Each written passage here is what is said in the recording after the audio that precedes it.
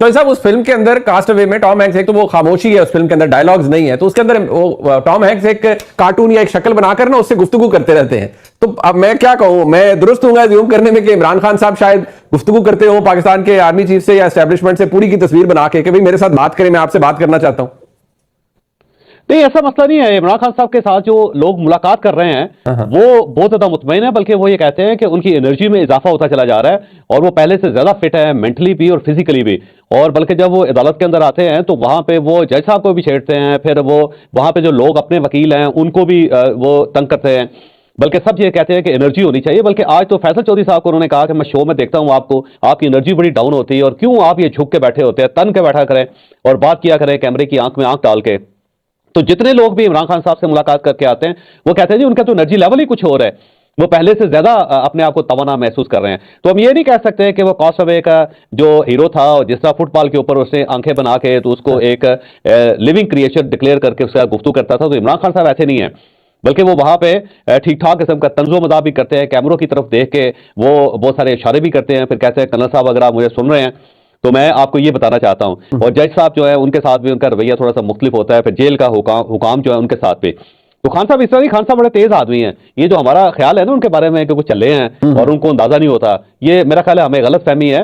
کیونکہ خان صاحب کی جو حرکتیں ہیں وہ بیوقوفوں والی حرکتیں نہیں ہیں، وہ بڑے سمجھدار لوگوں والی ہیں. ان کو پتا ہوتا ہے کہ ریسرچ کیسے کیا جا سکتا ہے اور کیسے انہوں نے مقدمات لڑنے ہیں، کس طرح ججز کو تکلیف دینی ہے، جس طرح جیل کے سٹاف کو تکلیف دینی ہے، اور اپنی جو پارٹی ہے اس کے اندر کس طرح انہیں تحریک پیدا کرنی. جیسے انہوں نے شیر افضل مروت صاحب کو فارغ کر دیا. اب ایک بہت بڑی ڈبیٹ پارٹی کے اندر شروع ہوگی کہ دیکھیں جی عمران خان صاحب نے فوری طور پہ کہا کہ نکالو اس کو اور اس کا استعفیٰ لو، آپ اس کا ایم این اے شپ سے بھی استعفیٰ لیں. کل کو گوہر خان صاحب ان کی سفارش کریں گے، پھر عمران خان صاحب انہیں معاف کر دیں گے، تو ایک اور تھوڑا سا ہلا گلا ہو جائے گا پارٹی کے اندر.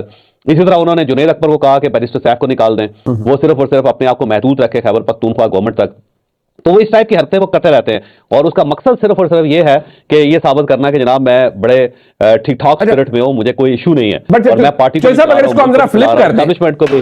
سر صاحب اگر ہم اس کو ذرا فلپ کر دیں، پھر اسٹیبلشمنٹ کے لیے یا یہ جو نظام حکومت ہے اس کے لیے اینڈ گیم کیا ہے؟ اس وقت تو دیکھیے طاقت بھی پیک کر رہی ہے اسٹیبلشمنٹ کی بھی، حکومت بھی خود کو بڑا مضبوط سمجھتی ہے. تو کیا عمران خان صاحب پھر اچھے وقت کا انتظار کر رہے ہیں کہ جب اسٹیبلشمنٹ کی طاقت کیونکہ ابھی پیک کر رہی ہے وہ کم ہو تو پھر مجھ سے کوئی انگیج کرے؟ یہ بھی کیونکہ آپ نے کہا کہ وہ چلے نہیں ہیں، تو یہی پھر ایکچولی اگر چلے نہیں ہیں تو یہی سوچ رہے ہوں گے.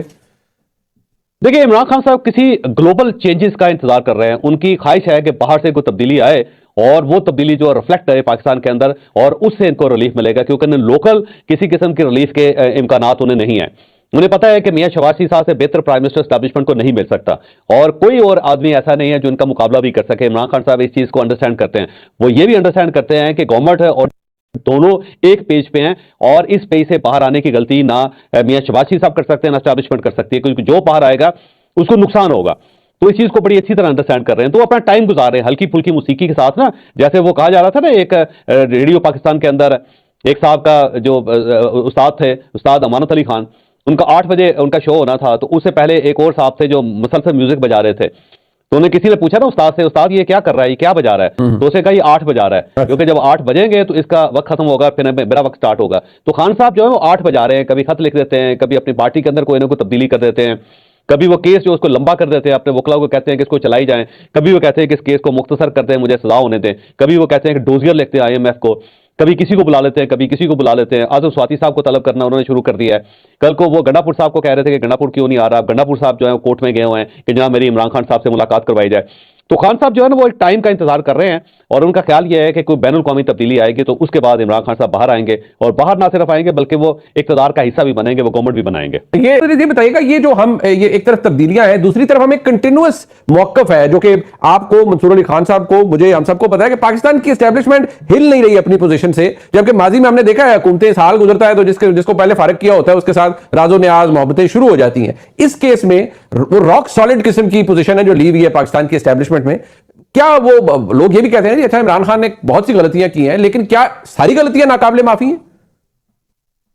دیکھیں سر، 2 چیزیں ہیں اس کے اندر. ایک تو چیز یہ ہے کہ عمران خان صاحب جو مکمل طور پہ اسٹیبلشمنٹ کی پیداوار ہے، اور یہ جو پیداوار ہے وہ ساری دنیا کو پتا ہے. باقی پارٹیز جو ہیں انہوں نے کچھ ایفرٹ کی تھی، پاکستان پیپلز پارٹی جو ہے ان کو بھی سپورٹ اسٹیبلشمنٹ کی تھی، لیکن وہ سیمی سپورٹ تھی اور وہ عوامی طور پہ ایک بڑی پارٹی تھی. پھر میاں نواز شریف جو ہیں انہوں نے بھی اپنا ایک جگہ، اپنی ایک سپیس پیدا کی تھی اور بڑی مشکل سے وہ آئے. اور پھر اسٹیبلشمنٹ ان کو سپورٹ کرتی رہی. لیکن جو پاکستان تحریک انصاف ہے یہ تو بنائی اسٹیبلشمنٹ نے تھے, بلکہ جو ان کے فرسٹ سیکرٹری جنرل تھے وہ ایک ریٹائرڈ جنرل تھے, اور انہوں نے اس پارٹی کا پورا منشور بنایا تھا اور عمران خان صاحب کو انہوں نے ڈیولپ کیا. جب ڈیولپ کر لیا گیا اور اس کے بعد ان کو اقتدار تک پہنچایا گیا تو جس طرح انہوں نے ڈیسیو کیا اسٹیبلشمنٹ کو, وہ ایک ایسا زخم ہے جسے اسٹیبلشمنٹ معاف کرنے کے لیے تیار نہیں ہے. اور دوسری جو غلطی عمران خان صاحب سے ہوئی وہ یہ کہ وہ ساری گورنمنٹ جو اسٹیبلشمنٹ کے حوالے کر کے خود صرف حماقتیں کرتے رہے. انہوں نے جو ہمارے عالمی